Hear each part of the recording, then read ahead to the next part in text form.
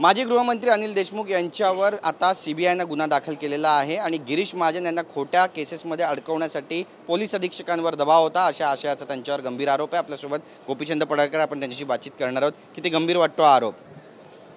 बघा, अनिल देशमुख दिसायला एकदम गरीम तोंडाची गाय दिसते, पण त्यांनी गृहमंत्री असताना त्यांची जी कृती होती ती लांडग्यापेक्षा वाईट होती।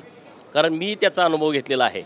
मला जेव्हा भारतीय जनता पार्टीकडून विधान परिषदेची उमेदवारी निश्चित झाली तेव्हा माझा उमेदवारी अर्ज बाद कसा होईल यासाठी जयंत पाटील आणि स्वतः अनिल देशमुख सातत्यानं प्रयत्न करत होते। तिथल्या एसपींना, तिथल्या डीवायएसपींना फोन करत होते की गोपीचंद पडळकरांच्या विषयी माहिती इकडं तुम्ही पाठवा। तुमचा काही संबंध नव्हता। तुम्ही जर एकदम निरपेक्षपणे काम करत होता तर माझ्यासारख्या सामान्य कार्यकर्त्याच्या प्रकरणात लक्ष घालायची गरज नव्हती। गिरीश महाजन साहेबांच्यावरती गुन्हा दाखल करून त्यांना 26 पथकं त्यांनी त्या सगळ्या केसमध्ये नेमलेली होती। मी जेव्हा त्या प्रक्रियेमध्ये ऐकलं आणि मग कसं काय तुम्ही म्हणताय की तुमच्यावरती चुकीच्या पद्धतीनं गुन्हे दाखल होत आहेत? जे मुंबईमध्ये 100 कोटीसाठी गुन्हे दाखल झाले ते काय सरकारनं दाखल केले नव्हते? तेव्हा आमचं तर सरकार नव्हतं, तेव्हा तुमच्या अधिकाऱ्यांनी सांगितलं ना की हे 100 कोटी रुपये आमच्याकडून मागत होते। आणि त्यामुळं अनिल देशमुख ज्या पद्धतीनं बोलतायत त्या बोलण्याला काही अर्थ आहे असं मला अजिबात वाटत नाही। जेव्हा यांच्याकडे सत्ता होती, जेव्हा यांच्याकडे गृहमंत्रीपद होतं तेव्हा या सगळ्या लोकांनी सत्तेचा प्रचंड माज केलेला आहे आणि त्यामुळे असं काहीतरी इमोशनल वातावरण तयार करायचं की आमच्यावरती सेंट्रल एजन्सीज काहीतरी चुकीच्या पद्धतीने करतायत। खरं तर हा गुन्हा अगोदरच दाखल व्हायला पाहिजे होता। आत्ता जो गुन्हा दाखल झाला आहे त्याचं आम्ही स्वागत करतो। याची चौकशी झाली पाहिजे, डिटेलमध्ये येईल ना बाहेर। केंद्रीय यंत्रणा जी आहे त्याचा दुरुपयोग होतो असा वारंवार आरोप त्यांच्याकडून पण केला जातो। यापूर्वी सुद्धा झाला, आता पण होतो। हे बघा, असं काही नाही आहे। केंद्रीय एजन्सी त्यांच्या पद्धतीनं काम करत राहतात। त्यांच्या पद्धतीनं जे त्यांच्याकडे पुरावे येतील त्या पद्धतीनं त्या केसेस दाखल करत राहतात। आणि जर आमच्या सरकारला चुकीच्या पद्धतीनं तुमच्यावर कारवाईच करायची होती तर आमच्या सरकारनं गुन्हा दाखल केला असता ना। असं काही नाही आहे। त्यामुळं ते बोलत राहतात। जेव्हा विरोधक सत्तेमध्ये नसतात तेव्हा ते कुठल्या ना कुठल्या एजन्सीवरती आरोप करत राहतात। तशा पद्धतीने त्यांनी आरोप केलेला आहे। ह्याची चौकशी होऊ द्या ना, कशाला तुम्ही घाबरताय? चौकशीला सामोरं जावा। चौकशीमध्ये दूध का दूध, पाणी का पाणी होऊन जाईल ना। तुम्ही आधीच आरडाओरड करण्याची गरज काय आहे? अडचणी वाढतायत असं वाटतं तुम्हाला? कशाच्या अडचणी?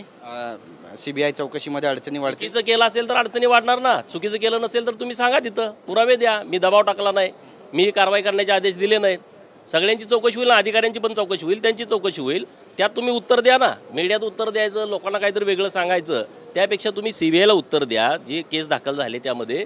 आणि तुम्ही जर खरे असाल तर तुम्ही त्यातून बाहेर पडाल। तुम्ही चुकीचं काम केलं असेल तुम्ही त्याला अडकाल। काँग्रेसचे माजी मंत्री बाळासाहेब थोरात यांनी गंभीर आरोप केला की भाजपला राज्यामध्ये दंगली घडवायचं आहे आणि सत्ता मिळवायची। जर तसं झालं तर इतिहासात भाजपची नोंद होईल। बघा, बाळासाहेब थोरात साहेब ज्येष्ठ नेते आहेत आणि त्यांनी लक्षात घेतलं पाहिजे शरद पवारांचं आणि त्यांच्या नातवाचं ह्या महिन्यातली स्टेटमेंट काय आहेत। शरद पवार म्हणतात की महाराष्ट्राचा मणिपूर व्हायला लागलेला आहे। त्यांचा नातू विद्यार्थ्यांच्या आंदोलनामध्ये म्हणतोय बंगालमध्ये काय घडलं ते महाराष्ट्रातल्या लोकांना माहीत आहे का नाही। म्हणजे हे दोघं आणि त्यांची सगळी टीम जी महाविकास आघाडीतली आहेत यांना खरं तर महाराष्ट्रामध्ये गोंधळ निर्माण करायचा आहे, या दंगली घडवायच्या आहेत। आणि तशा पद्धतीची कृत्य ही महाविकास आघाडीच्या माध्यमातून वारंवार होत आहेत। त्यामुळं बाळासाहेबांनी जे स्टेटमेंट केलं आहे त्यांनी त्यांच्या महाविकास आघाडीतल्या लोकांची काय भूमिका आहे आणि दंगल घडवण्यासाठी ते कशा पद्धतीनं प्रवृत्त करतायत लोकांना त्याच्यावरती लक्ष देण्याची गरज आहे। भारतीय जनता पार्टीला हे करण्याची आवश्यकता नाही आहे। भारतीय जनता पार्टी केंद्रामध्ये तुम्ही एवढी बोंब केल्यानंतर सुद्धा सत्तेत आले। नरेंद्र मोदी साहेब तिसऱ्यांदा त्यांनी शपथविधी घेतला।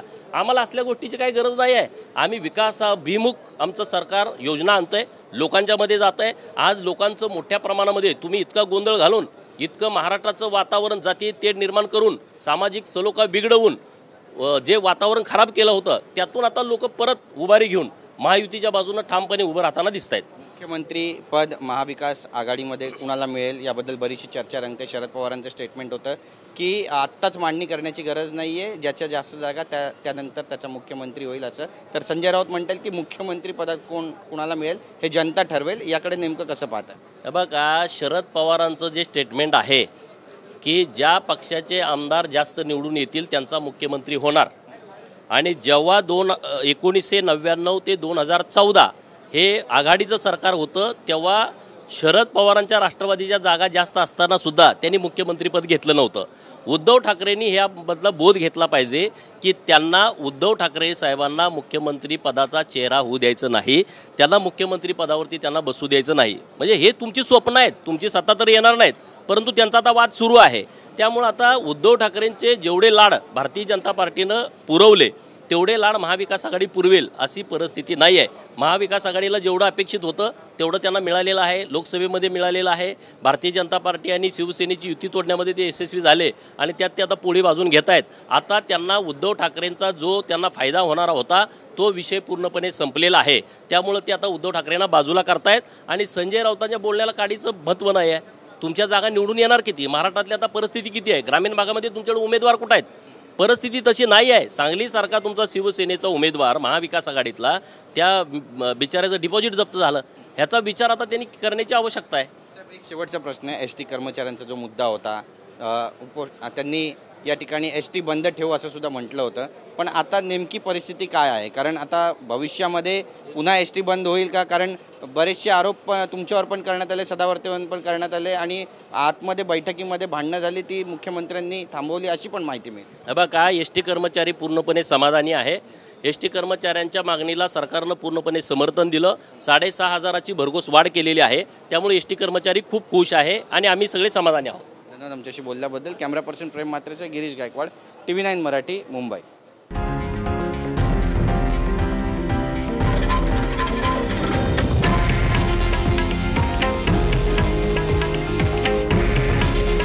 हे आहे देशातील नंबर 1 न्यूज नेटवर्क आणि आपण पाहत आहात TV9 मराठी. काळजी तुमची, हित महाराष्ट्राचं.